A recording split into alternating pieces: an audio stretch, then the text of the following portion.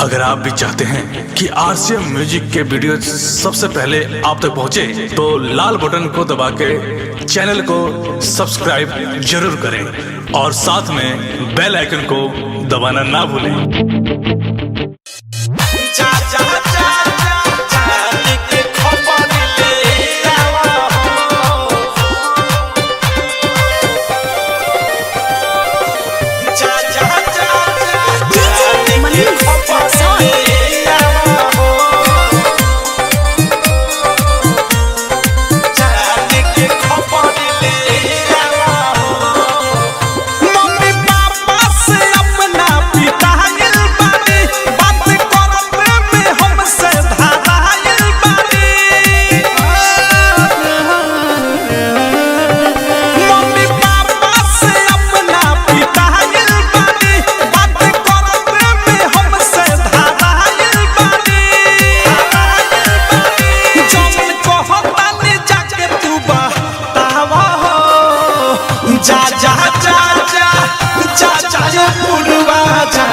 के खबर ले आवा हो, रोता होई है पगली हमारे हो, जाके तनी समझावा हो। जा जा जा जा जा जा ये पुरवा जाने के खबर ले आवा हो, रोता होई है पगली हमारे हो, जाके तनी समझावा।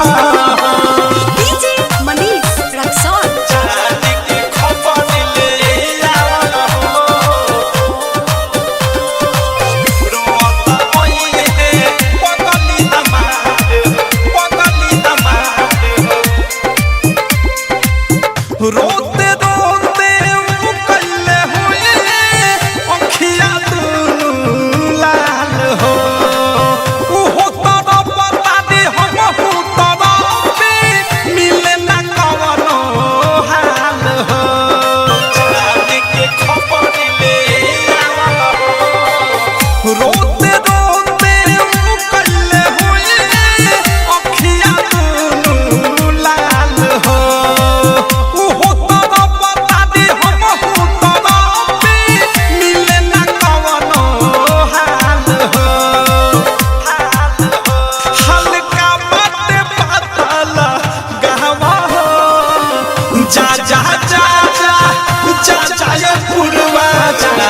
के खबर ले आवा हो, रोता होई है पगली हमारे हो, जाके तनी समझावा हो।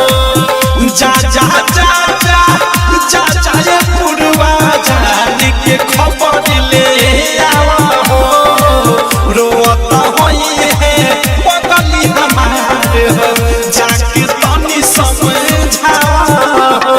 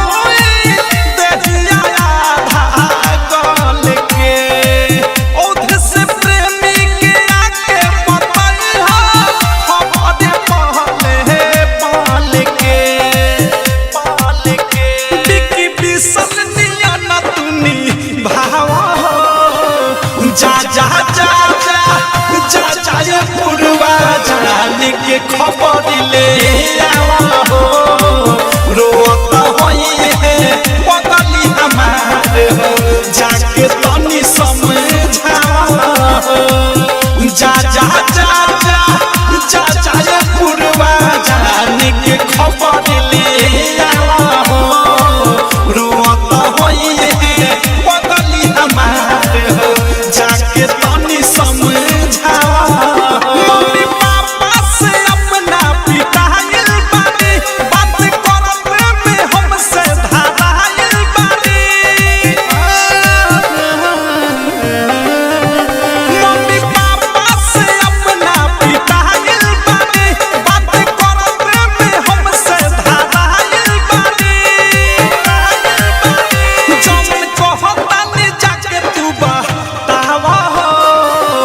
जा जा जा जा जा जा ये पुरवा जान के खबर ले आवा